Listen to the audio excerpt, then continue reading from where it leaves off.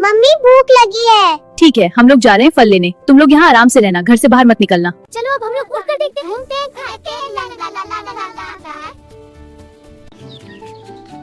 खूबसूरत। अरे कितना मजा आ रहा है ना। हाँ हाँ बहुत मजा आ रहा है। अरे हमारे बच्चे कहाँ गए? चलो ढूंढते हैं, जल्दी चलो।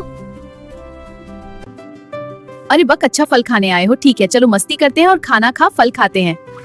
बाय बाय बच्चों, हमारे चैनल को सब्सक्राइब करना मत भूलना।